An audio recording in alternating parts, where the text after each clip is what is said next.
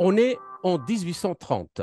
L'arrivée du corps expéditionnaire français en Algérie commence par le plus grand hold-up du 19e siècle. La couronne de France fait main basse sur le trésor d'Alger, l'équivalent de 70% du PIB de la France de l'époque. L'Algérie est ensuite livrée de 1830 à la fin du Second Empire, soit durant 40 ans, au rouleau compresseur militaire de l'armée d'Afrique. Ce sont les officiers français eux-mêmes en charge du projet colonial, ceux des colonies infernales du maréchal Bugeaud, qui nous rapportent avec force détail les méthodes effroyables de cruauté utilisées pour soumettre la population algérienne. En effet, les carnages de Blida, de Constantine, de Zahatcha, de Larouat et de tant d'autres villes algériennes, les massacres des tribus entières par les enfumades, les humurements, les razzias sans distinction d'âge ni de sexe, la destruction des récoltes, les pillages de silos et de troupeaux, avec pour résultat la désintégration totale de la population algérienne. Cette guerre de dévastation méthodique déstructure totalement la société algérienne qui éclate en une poussière d'individus miséreux et loqueteux, réduit à la survie alimentaire et livré à la famine et aux épidémies. En 40 ans, la population est passée de 10 millions d'habitants à 2,5 millions, ne retrouvant son niveau de 1830 qu'au début des années 50, veille de la guerre de libération nationale. La spoliation foncière est l'autre arme de compression massive de la société algérienne. De grandes lois foncières abolissent la propriété collective des terres pour la faire racheter par les spéculateurs. Ce dispositif juridique, qui s'ajoute à la spoliation sauvage des débuts de la conquête et le bistouri de la vivisection sociale algérienne, réduisant les Algériens à la clochardisation, les transformant en un peuple de mendiants errants, figés dans leur statut de catégorie inférieure par le code de l'indigénat promulgué en 1881 par Jules Ferry, faisant écho au code noir de 1685. Pour parler de cette histoire coloniale, de ses résidus, aujourd'hui, et du message libérateur de la révolution algérienne et sa résonance aujourd'hui, notamment en Afrique, j'ai le plaisir de recevoir depuis Alger Mokhtar Saïd Mediouni, colonel retraité de l'armée de l'air algérienne et expert en géopolitique et en questions sécuritaires et de défense. Mokhtar Saïd Mediouni, bonjour et merci de nous avoir accordé cet entretien. Alors, les pays africains d'aujourd'hui sont tous le produit d'une histoire tourmentée et brutalisée. Ceci concerne non seulement les États, mais aussi les sociétés et les nations parcourues par de nombreuses lignes de fracture qui expliquent en grande partie les difficultés de développement, l'instabilité politique et les nombreux conflits régionaux. Le cas algérien est emblématique de ce que le colonialisme en tant que projet idéologie et la colonisation en tant que système de violence, d'oppression et de dépossession ont produit de plus accompli en matière de modèles d'aliénation, mais aussi de résistance populaire acharnée et désespérée tout au long du 19e siècle. Alors, pouvez-vous nous en dire un peu plus sur cette période de conquête coloniale? Elle est bien informée, elle s'est bien informée sur toute la révolution algérienne, sur toutes ses étapes, sur les dates, sur les endroits où des atrocités ont été commises, même avant le nazisme. Des chambres à gaz ont été testées sur les Algériens. Vous avez parlé des enfumades. C'était pas quelque chose de facile à supporter et c'était pas une mort paisible que recevaient les résistants algériens. Les emmurades aussi, des gens qui se trouvaient dans des grottes et ces grottes ont été fermées par l'occupant français pour les laisser mourir à l'intérieur des grottes. Vous avez parlé de massacres organisés de populations et de tribus entières qui ont été décimées. Donc, c'était la façon, c'était le colonialisme et c'était la période la plus abjecte de l'histoire humaine. Donc, cette colonisation qui a débuté dans les années 1830, comme vous l'avez cité, a vu la résistance de l'émir Abdelkader, qui est le père de la République moderne algérienne. Aujourd'hui, il a sa place même à Moscou. Aujourd'hui, il a sa ville aux États-Unis, tellement cet homme était un homme de paix, tellement cet homme était un homme résistant pour la cause algérienne et qui avait posé les jalons de la République moderne algérienne, chose qui était vraiment invraisemblable à cette époque-là pour avoir des casernements, une administration, tout a été réglé par l'émir Abdelkader et c'est pour cela qu'on lui reconnaît au moins à travers le monde cette façon de faire et de s'organiser dans la résistance pour la libération du pays. Il y a eu ensuite plusieurs résistances aussi. Hein. Il y a eu la résistance de Cherbourg-MMA, dans toutes les régions du pays, se sont soulevés ce qu'on appelle des petites révolutions pour aboutir à la grande révolution ou à la guerre de libération. Donc, c'était depuis 1832, jamais l'Algérien n'a abdiqué aux colonisateurs français. Donc, alors que, vous savez, à cette époque-là, il n'y avait pas de moyens de communication aussi modernes qu'aujourd'hui. Sinon, je pense que le colonialisme français ne serait pas resté un siècle et 32 ans. Donc, et en plus que l'Algérie est un territoire très vaste et la communication entre les populations, ça ne se faisait pas à cette époque-là, mais il y avait un travail moderne de la résistance qui a fait que tout le territoire national a été contaminé par cette fièvre de l'indépendance et de la résistance. Même s'ils ont essayé les pires tortures sur l'être humain, même s'ils ont essayé de la politique de la terre brûlée en Algérie, mais n'empêche que l'Algérien, il est connu jusqu'à présent de cette qualité de résistant. La résistance coule dans les veines de son sang et jamais l'Algérien n'a abdiqué à l'occupation française. Donc, aussi, dans l'histoire, il faudrait aussi rappeler que les premiers Français arrivés en Algérie, et parmi eux des généraux, ont tous reconnu qu'en arrivant en Algérie, ils ont trouvé une population alphabète, donc les écoles fonctionnaient normalement, et le taux d'alphabétisation était supérieur à celui des Français eux-mêmes qui venaient coloniser. En plus de l'organisation des villes, de l'économie, des comptoirs commerciaux qui existaient, c'était pas comme il l'avait si bien dit, et d'ailleurs il ne peut pas se dérober à ça, ça a été officiel d'un président français, en l'occurrence Emmanuel Macron, d'accord, qui dénie à l'Algérie d'avoir eu une histoire. À ce titre, je rappellerai juste à M. Macron que l'Algérie a eu des accords diplomatiques avec les États-Unis d'Amérique en 1793, Absolument. d'accord, voilà, et que l'Algérie avait aidé même la France Et à que libérer Marseille. pour faire ce Euh, genre d'accord, il faut d'abord avoir un État, sinon un accord ne tient pas. Si c'était le désert. voilà, exact, Mais j'aimerais bien vous voilà. rappeler une chose, Monsieur Medjouni, puis je vous laisse continuer votre développement. Mais c'est que le colonisateur parle de cette période-là comme l'intention d'un projet de civilisateur, l'intention des Algériens, estampillés comme race inférieure, selon les propres termes hein, de- d'Alexis de Tocqueville, qui est considéré comme une grande sommité intellectuelle, de l'humaniste Ernest Renan ou Victor Hugo. Euh, et du républicain, entre guillemets, Jules Ferry. Alors, cette idée, encore largement répandue aujourd'hui, que la colonisation a été porteuse d'idéaux civilisateurs et de bienfaits, euh, nous vient de ce que le clergé et l'intelligentsia française de l'époque se soient très tôt mêlés au dessein de l'expansion coloniale en Algérie. Alors, le Bah, discours oui. civilisateur, comment vous le voyez-vous?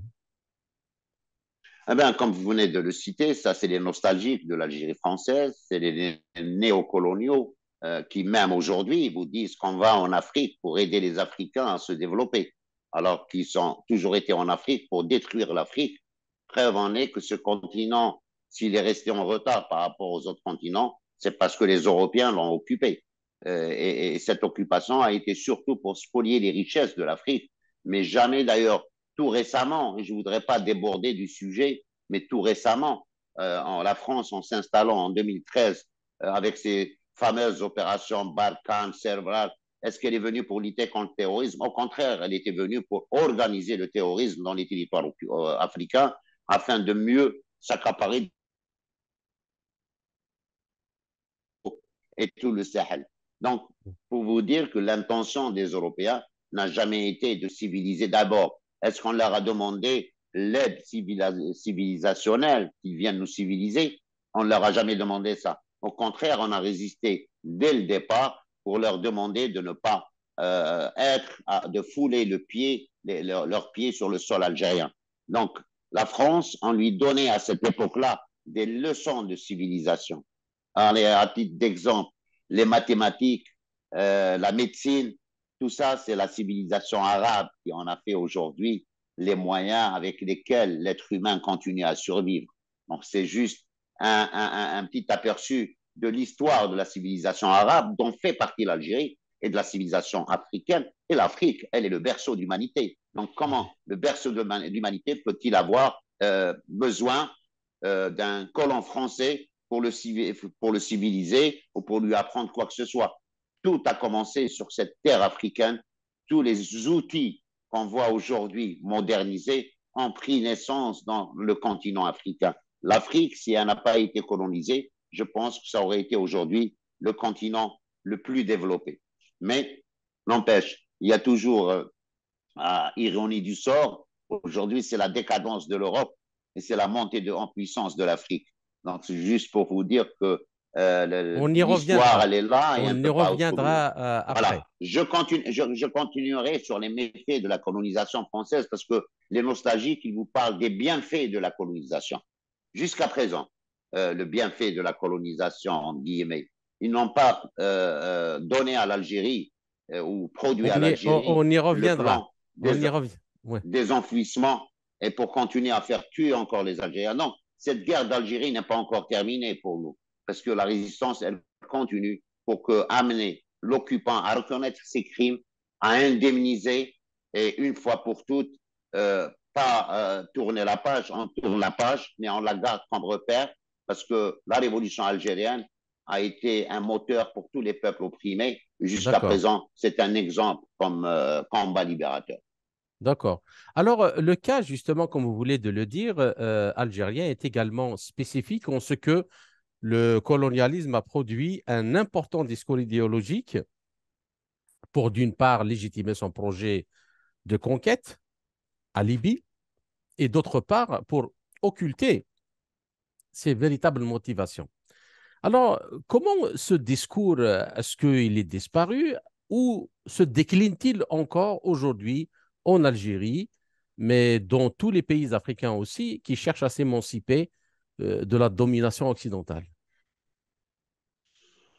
Ce discours n'a jamais été pris en compte par les Algériens, puisque la résistance, depuis le premier jour où le premier Français a foulé le sol algérien, la résistance ne s'est pas arrêtée. Donc, on n'a jamais cru à ce discours de l'occupant, à ce discours idéologique, trompeur surtout. Mhm. Aujourd'hui, les jeunesses africaines le rejettent. Et d'ailleurs, c'est ce qui fait que la France n'est plus acceptée dans le continent africain, parce que tout le monde sait aujourd'hui que son discours est hypocrite et que son discours n'est pas sincère et que la sincérité, elle se fait dans l'acte et dans l'acte, donnez-moi un seul occupant européen qui a occupé une partie de l'Afrique. Il a construit des universités, il a construit des hôpitaux, il a construit des chemins de fer. Rien de tout ça n'a été fait, sauf prendre les richesses des Africains et l'esclavage des Africains.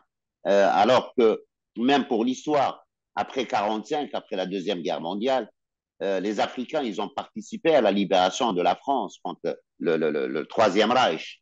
Et malgré tout ça, 45 000 Algériens ont été massacrés en une journée à Kharrata, Sétif également, et cet épisode restera comme une plaie béante, comme une plaie ouverte dans l'histoire de la nation algérienne. Il faut vous dire qu'on ne peut pas faire confiance à ces gens-là, à cet esprit colonial. Il n'est porteur que de pleurs et de tristesse, mais jamais de joie, de bonheur et de technologie. Jusqu'à présent, dans les relations internationales, ces gens-là n'ont pas encore compris l'histoire, comme l'avait si bien dit Giap, le général Giap du Vietnam, que les colonisateurs est un mauvais élève, le colonialisme est un mauvais élève qui n'apprend pas les leçons. Est-ce qu'ils ont Mhm. appris les leçons? Non. Ils continuent toujours à regarder avec arrogance cette Afrique, à regarder de haut l'Africain, alors que la décadence de l'Europe a déjà commencé, ils ne se rendent pas compte. Ils sont obnubilés par leur façon d'avoir agi dans les continents. Ils ont ce qu'on appelle l'ivresse du pouvoir, c'est-à-dire le pouvoir de l'Occident qui doit mettre sous ses pieds tout le reste du monde. Alors que le monde est en train de se soulever, ils ne se sont pas encore rendus compte et le jour où ils se rendront compte, ça sera déjà trop tard pour eux. D'accord. Bien. Alors, pour la suite de la troisième question, la libération de l'Algérie s'est faite dans la rupture totale de la continuité coloniale après une guerre de près de 7 ans et demi, 8 ans. Une guerre totale, hybride, dirait-on aujourd'hui, parce que elle avait enveloppé l'aspect militaire, politique, diplomatique, économique, médiatique, sociétal, même si donc cette guerre est inscrite dans le processus historique de libération des peuples dominés. La victoire algérienne constitue un moment important qui prélude à la libération totale de l'Afrique. Alors, comment l'exemplarité de la guerre de libération algérienne a-t-elle pu gagner rapidement le tiers-monde dont elle devient la figure anticipatrice et sa pointe avancée? Eh ben, vous le dites peut-être mieux que moi en faisant le tour de la chose, mais je dirais tout simplement que d'abord, la révolution algérienne est une révolution populaire. Il fallait que le Front de libération nationale, d'ailleurs on l'appelait le Front de libération nationale, qui avait regroupé toutes les tendances politiques à cette époque pour le combat politique, sous la bannière du Front de libération nationale, l'armée de libération nationale qui était l'armée composée par les enfants du peuple algérien, et puis même dans le congrès de la Soumane, la déclaration de novembre, elle est sociale, elle est populaire et elle émane du peuple algérien. La réussite de la révolution algérienne, c'est qu'il y avait tout ce peuple qui était autour de son armée. Et ça, c'est ce qui a fait la réussite de notre révolution, en plus de le fait que chacun, d'ailleurs, ce peuple, plusieurs occupations ont été dans son histoire. Je parle de l'Empire ottoman, personne n'est resté. D'ailleurs, je vous citerai tout simplement, à titre d'exemple, donnez-moi un seul pays qui a pu coloniser ou occuper l'Afghanistan. On a vu la débâcle de l'OTAN et de ses alliés, d'accord, pour que les talibans reviennent au pouvoir 20 ans après. Tant de destruction, tant de mal, pour rien du tout, parce que ce peuple, il est résistant. C'est la même chose pour les Algériens, et c'est ces Algériens qui posent problème aujourd'hui à toute la communauté qui les impacte. Parce que là, on parle, comme il l'avait si bien dit, Monsieur le Président de la République, Abdelmajid Tebboune, on est ennemis qu'avec les gens qui sont ennemis avec nous, mais on est amis avec le reste du monde. Donc, il avait dit à Saint-Pétersbourg. Donc, je dirais tout simplement que la réussite de la révolution algérienne et de la bataille, le combat libérateur, a été contre une puissance qui était considérée par une puissance de l'OTAN, qui était une puissance nucléaire. Mais le fait de croire à la liberté, le fait d'aimer son pays, cet amour de cette nation, de ce pays, a fait battre en brèche tous les obstacles à la libération. Donc, vous avez parlé, on parle souvent de 1,5 million de shuhada. Ça, c'est pendant la guerre Guerre de de martyrs, libération un de million et demi 54 de à martyrs, oui. 62. Mais voilà, de martyrs. Ouais. Mais si on reprend depuis 1832, là, on parlera de 10 millions en pratique. Donc, voilà, accepter le sacrifice suprême rend les combats libérateurs encore plus glorieux. Et la révolution algérienne est une glorieuse révolution qui est aujourd'hui citée comme exemple dans le monde entier. Alors, comme les guerres impériales qui l'ont précédé et ont mis l'Europe à feu et à sang pour soi-disant unir et moderniser l'Europe, libérer les peuples, le colonialisme avait aussi ses alibis et son discours idéologique de légitimation.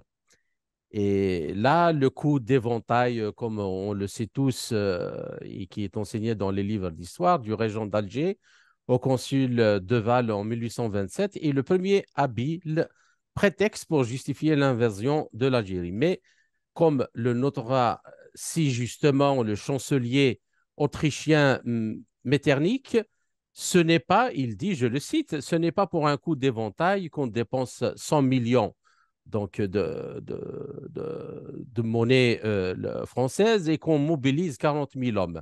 Alors, en fait, Napoléon Bonaparte, qui projetait sans doute déjà de vendre l'encombrante Louisiane aux États-Unis, était hanté, selon les historiens, par l'idée de conquérir l'Algérie toute proche. Alors, il avait même dépêché des espions en reconnaissance dès 1802. Alors, le geste du Dey Hussein procède de cette bizarre affaire de créance impayée des dettes contractées par la France sous le directoire pour ravitailler les armées d'Italie et d'Égypte auprès d'une Algérie alors exportatrice de blé. Et ça, il faut bien le noter et le rappeler, comme elle l'est aujourd'hui de pétrole, ce qui révèle au passage que l'Algérie en 1830 n'était pas une terre en friche, comme le prétendra plus tard l'idéologie colonialiste. Alors, moi, ma question, parce que cet aspect-là est extrêmement important, pouvez-vous nous en dire d'abord un peu plus? Et puis, n'est-ce pas là le même type de justification avec lesquelles l'Occident cache bien ses visées dans les différentes guerres déclenchées depuis la chute de l'Union soviétique, notamment en Irak, en Syrie, en Libye, en Afghanistan, arrivant jusqu'à l'Ukraine aujourd'hui? Eh ben, c'est bien de me tendre la perche parce que là, ça me fait rire. J'ai encore en écho les déclarations d'Emmanuel Macron, président de la République française, en disant que l'Algérie, l'État algérien n'existait pas. Donc, l'histoire de l'éventail, elle est discutable par les historiens.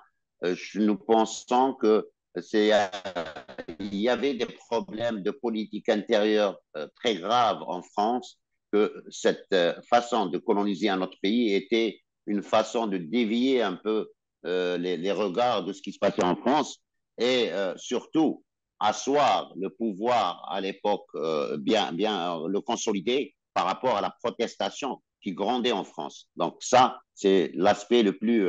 Maintenant, si le deuil avait utilisé son éventail pour des dettes non payées, ben, je rappellerai juste à M.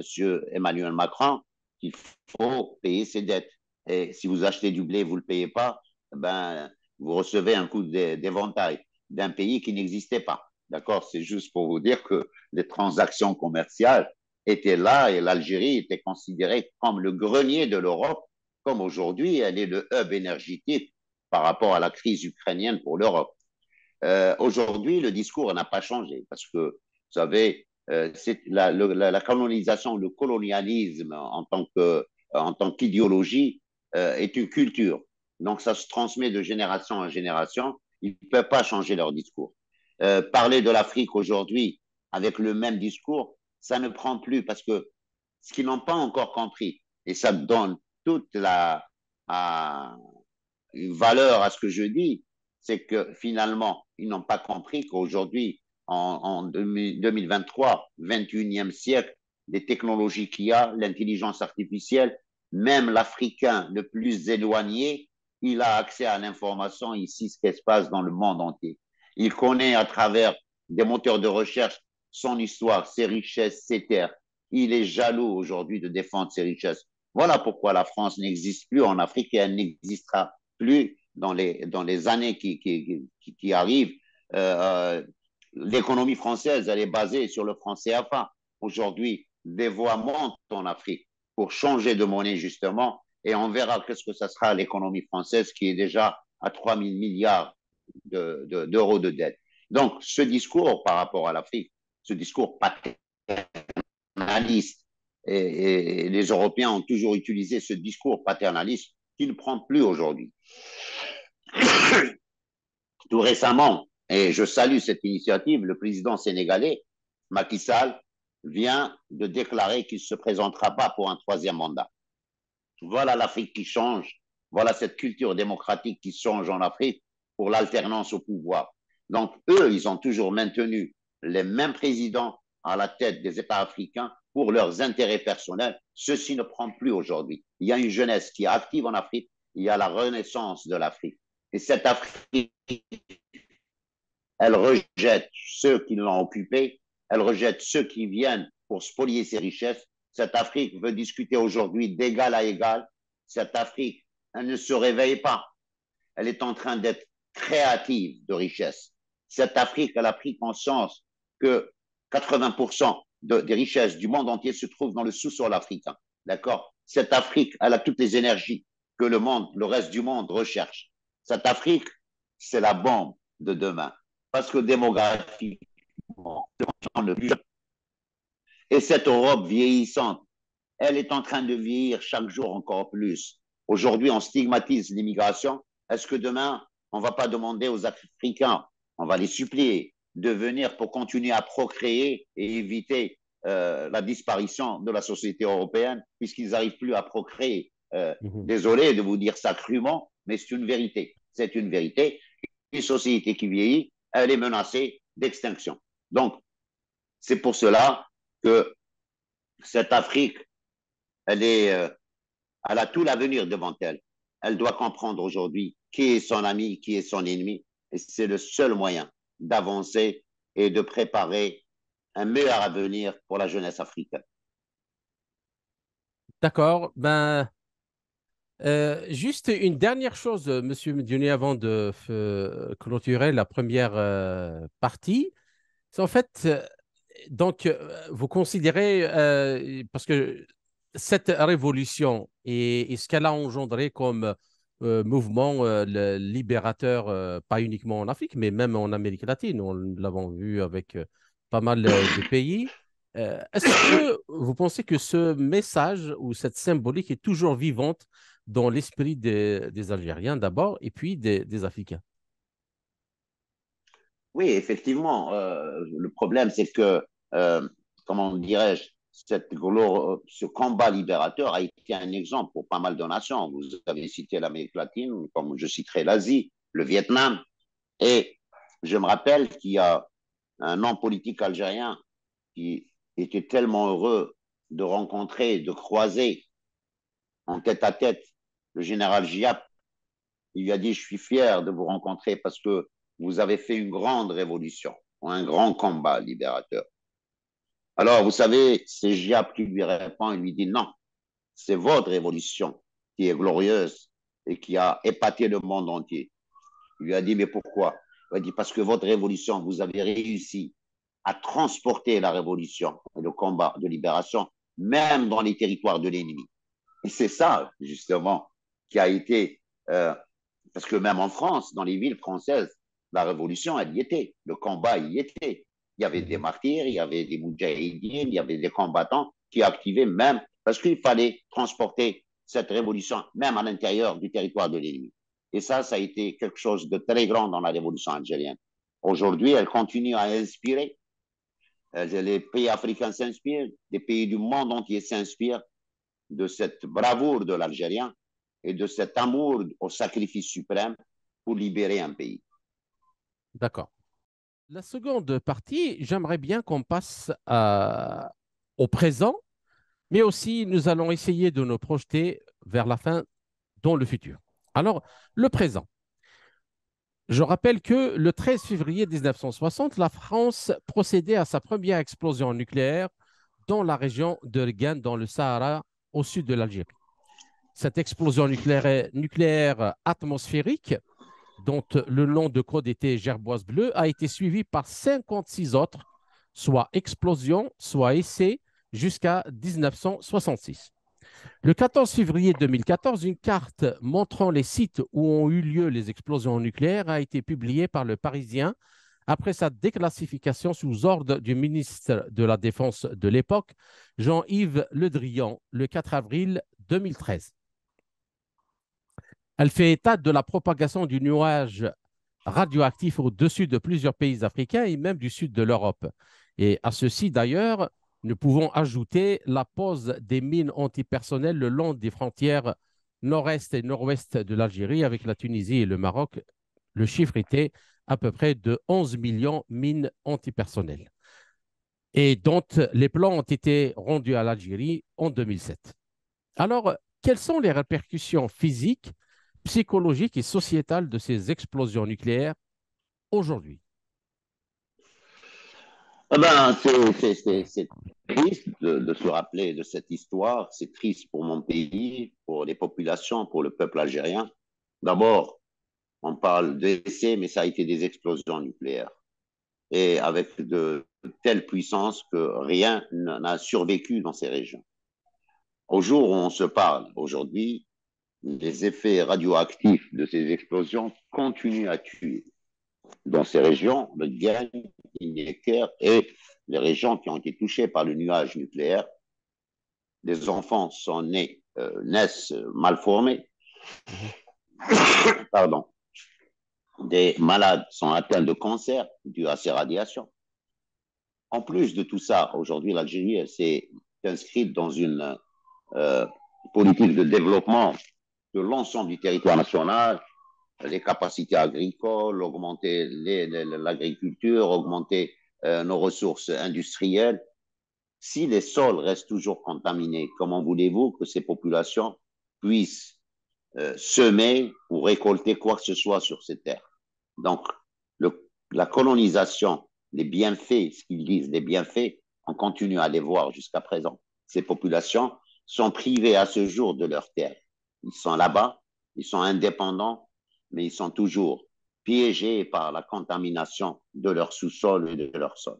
Donc, voilà. Voilà pourquoi. Donc la guerre, en fait, elle est finie pour l'armée française, mais pour les Algériens, elle n'est pas encore finie parce que il y a encore des problèmes réels. Les mines antipersonnelles, je rappelle, ils ont donné les plans en 2007, alors que on sait tous, et pour d'autant plus dans le désert, que les mines bougent à cause de l'érosion des sols. Mais en plus de ça, il y a les déchets nucléaires et à ce jour, rien n'est fait pour Oui, décontaminer les et sols. vous, c'est bien aussi de rappeler l'effet dévastateur des mines antipersonnelles qui ont tué et qui ont continué à tuer même après l'indépendance, les années passées.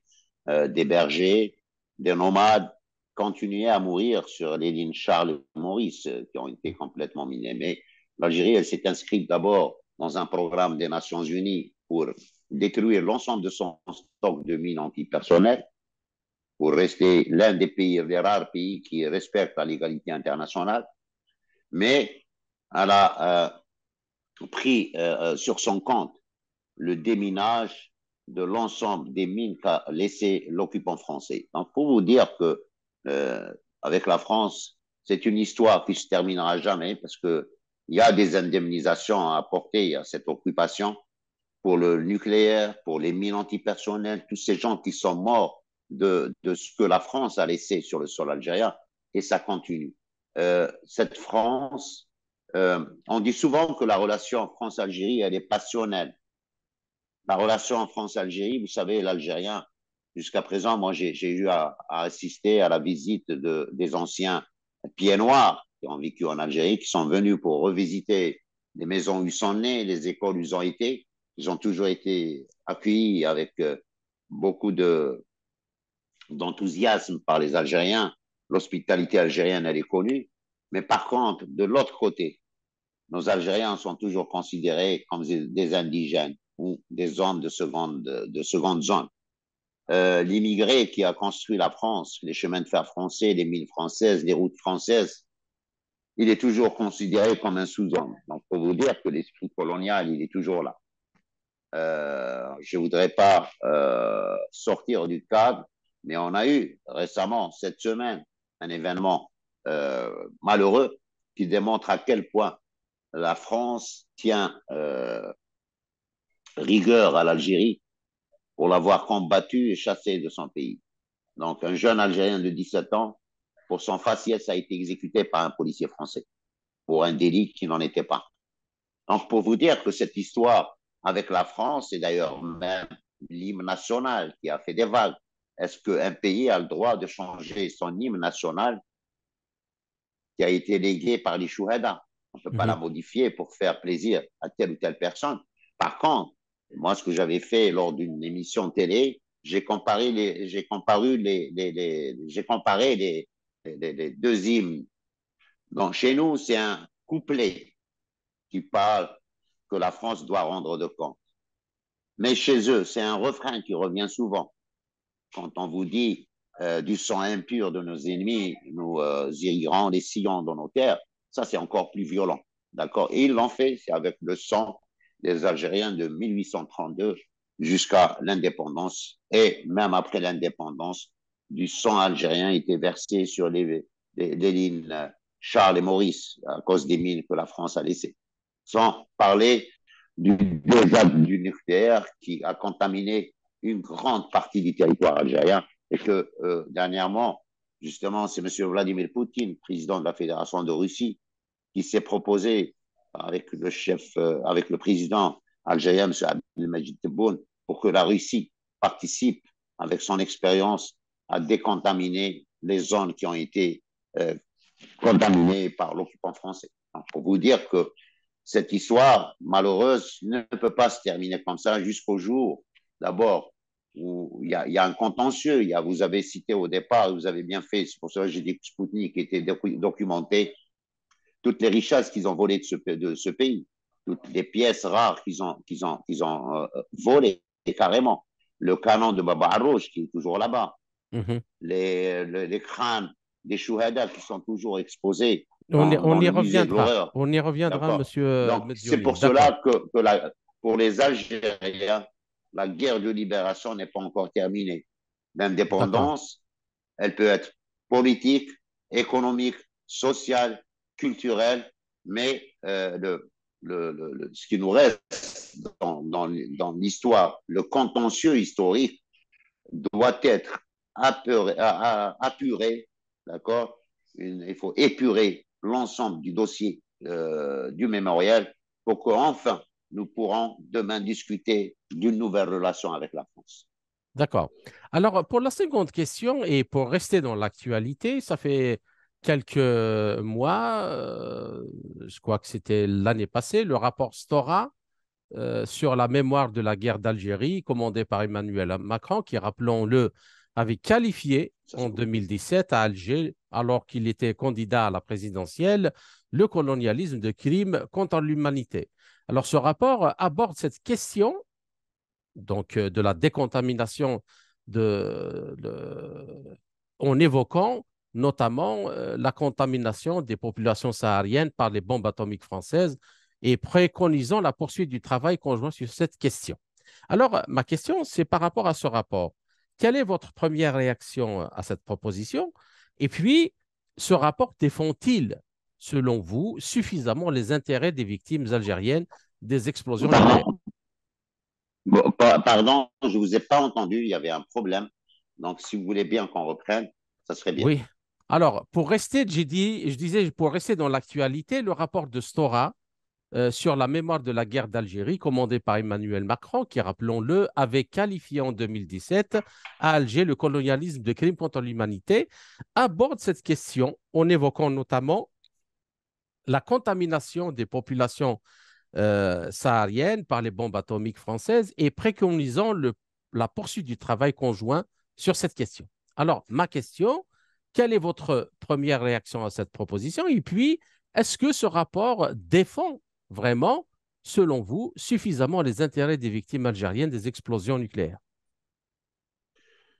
D'abord, la déclaration de M. Emmanuel Macron, président de la République française, a été faite dans des circonstances connues. Il était candidat, il n'était pas encore président. Oui, Et comme par hasard, l'Algérie, c'est le sujet euh, par prédilection des élections françaises. Tout le monde parle d'Algérie quand il s'agit de politique interne ou de racler dans les voies d'abord de l'immigration, parce que si on reparle de ces élections, les dernières de Emmanuel Macron, pratiquement il a été élu devant Marine Le Pen, c'est parce qu'il y avait mobilisation de l'immigration qui lui ont donné leur voix. Sinon, il ne serait pas passé. Cette immigration qu'on méprise, qu'on tue, qu'on assassine. Donc, à chaque fois où il y a des élections, l'Algérie, elle prend le devant de la scène. L'extrême c'est droite, juste pour une elle, précision, Monsieur Mediouni, c'est-à-dire que cet incident ne peut pas quand même être, qui s'est passé cette semaine en France, ne peut pas être généralisé parce que ce n'est pas, il n'y a pas quelque chose de systématique ou de méthodique. C'est un problème, c'est vrai, c'est un grave accident, mais il n'y a pas de politique d'extermination en France de l'immigration.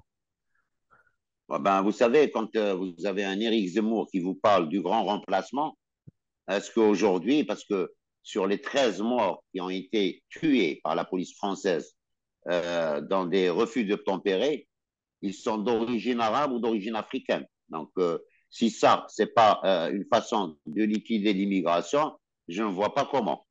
Quand vous avez le délit de faciès, et on a des vidéos qui circulent aujourd'hui, vous avez des Européens qui chapardent dans ces moments d'émeute, qui volent des magasins, qui ne sont pas inquiétés parce qu'ils sont blancs, alors que tout ce qui est maghrébin, tout ce qui est, on impute tous les vols aux Africains et aux Maghrébins. Non, pour vous dire, la vérité, il faudrait que bien un jour, qu'on la dise en face, et puis on n'a pas peur des mots, c'est les actes qui nous font dire ces mots-là, les actes qui sont commis chaque jour. Combien d'Africains, combien de Maghrébins sont contrôlés chaque jour des heures et des heures dans leur propre quartier. Donc voilà, la discrimination, elle est là. Quand on a vu l'accueil qui a été réservé aux migrants ou ukrainiens, ils ont la priorité au travail, à la maison, et comment ils se comportent avec les Africains. Arrêtons quand même, il faudrait dire les choses par leur nom. La vérité, elle est là, on ne peut plus la cacher. Donc, je ne généralise pas.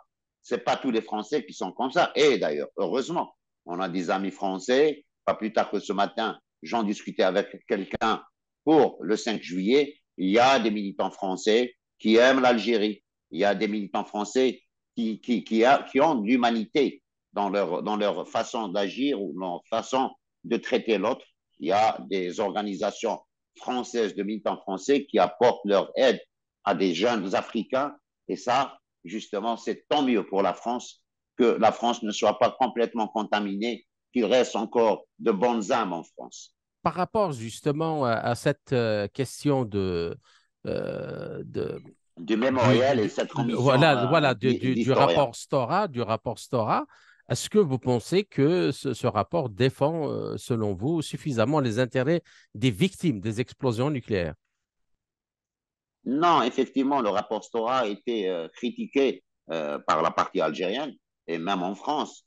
Le rapport Stora n'a pas dit toute la vérité. Il a été assez conciliant avec une partie ou l'autre. Donc, des fois, on se dit qu'il faudrait laisser l'histoire aux historiens. Et c'est dans ce sens que lors de la dernière rencontre entre le président Abdelmajid Tebboune et le président Emmanuel Macron, il a été question d'installer une commission mixte d'historiens pour encore travailler sur la question mémorielle. Espérons qu'on arrivera à connaître la vérité parce qu'il y a le problème des archives. C'est dans les archives qu'on retrouve la vérité. Et malheureusement, les archives sont toujours bloquées par une partie des politiques français, de la droite, de l'extrême droite, des militaires, même pour les plans d'enfouissement des déchets nucléaires, c'est les militaires qui s'opposent. Donc voilà, la bataille, elle est à l'intérieur du pouvoir français. Nous, on n'a rien à se reprocher. Et puis, espérons que les historiens arriveront à lever le voile sur une grande partie de l'histoire de ce peuple. D'accord. Alors, pour la question suivante, comment peut-on expliquer, à votre avis, l'attitude à géométrie variable de la France vis-à-vis de la question des essais nucléaires, dans la mesure où elle a consenti à reconnaître sa responsabilité en Polynésie française, mais pas en Algérie? Parce que, je le rappelle, Emmanuel Macron est allé jusqu'à affirmer que la France a une dette envers la Polynésie pour les essais nucléaires réalisés en 1966 et 1996 sur son sol. Et est-ce que ça, n'est-ce pas un deux poids, deux mesures? Oui, mais la Polynésie aussi, elle est passée par la Cour de justice, hein. Le dossier, c'est des avocats. L'Algérie est en train de travailler sur ça. Moi, je connais des avocats algériens et français en même temps.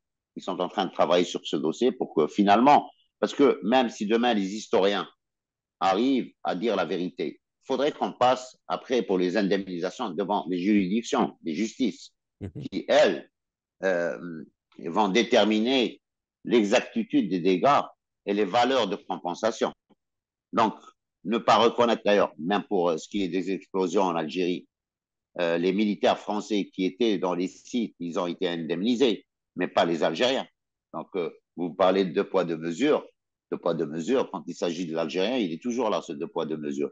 Mais nous gardons espoir en l'avenir parce que le monde est en train de changer. On n'est plus dans un monde unipolaire, on est dans un monde multipolaire.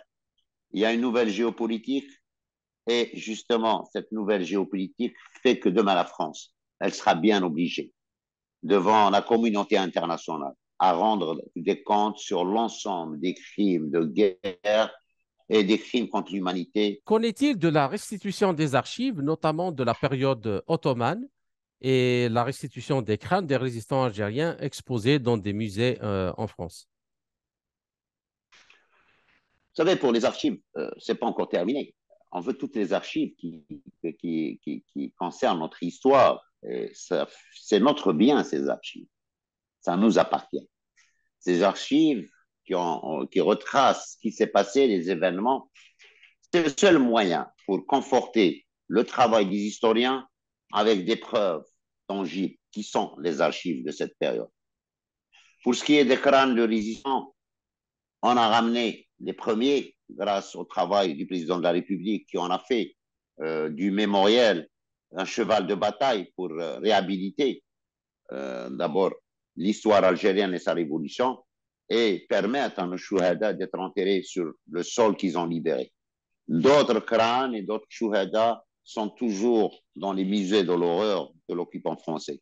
Donc le travail continue et c'est dans ce sens que je vous ai dit tout à l'heure que la guerre de libération pour les Algériens n'est pas encore terminée jusqu'au retour des derniers chouhada, du dernier chouhada et jusqu'à la récupération de l'ensemble des archives et les indemnisations et les plans des explosions nucléaires qui continuent à tuer en Algérie et continuent à donner lieu à des naissances avec des malformations dues à ces radiations.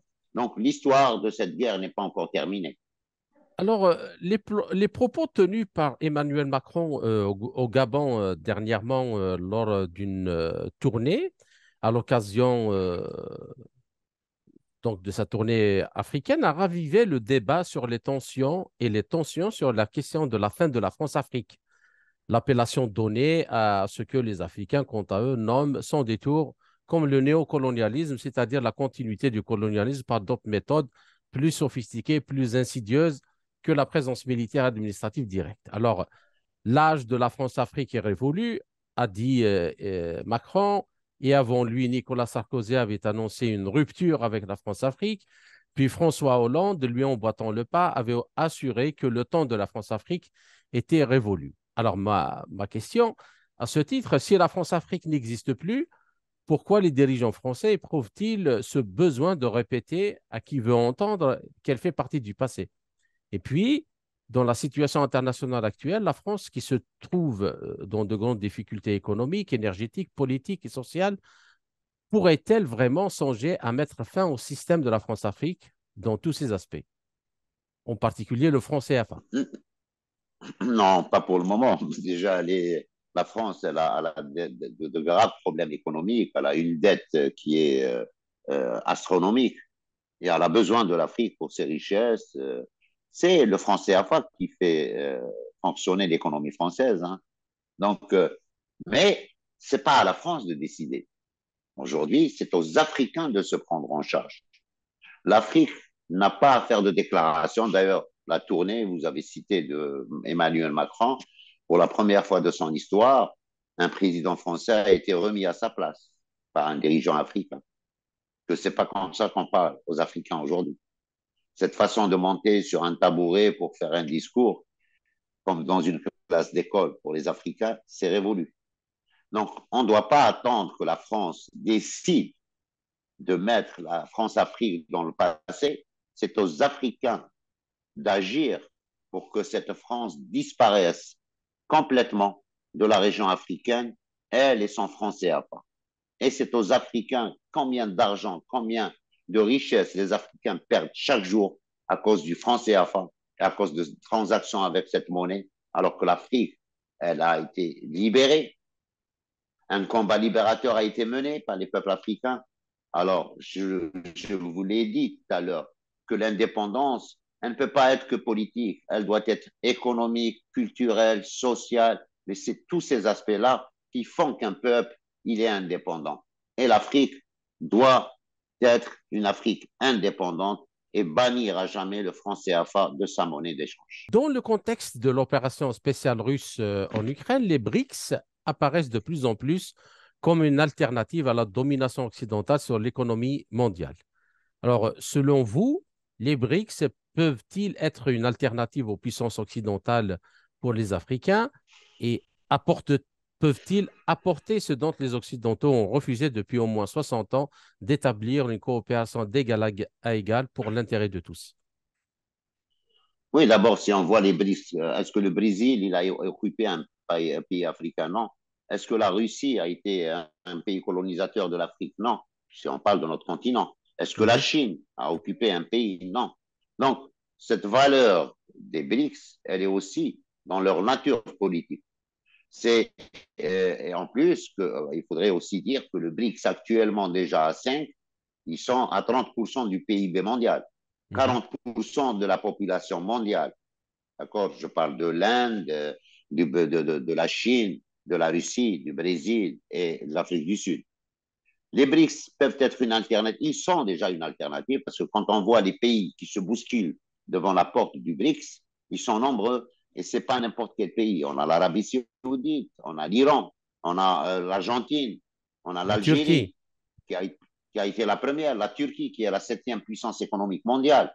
Donc, c'est pour cela que le G7 n'existera plus devant les BRICS parce que combien de décennies c'était le G7 qui dictait ses lois économiques et financières au reste du monde. On ne peut plus fonctionner comme ça et le monde ne peut plus fonctionner comme ça. Aujourd'hui, même le Conseil de sécurité, il est remis en cause. D'accord? Quand vous avez, par exemple, la France qui est condamnée par l'ONU pour une police raciste, d'accord? Et qu'elle siège au Conseil de sécurité, il y a une contradiction quelque part. Donc, cette partie de la France raciste ne peut pas présider aux destinées du reste du monde. Ça, c'est déjà un grand problème pour la France. Et c'est pour cela qu'on parle aujourd'hui d'un siège permanent pour l'Afrique au niveau du Conseil de sécurité afin de mieux défendre les intérêts africains et aussi travailler pour changer complètement le fonctionnement des Nations Unies.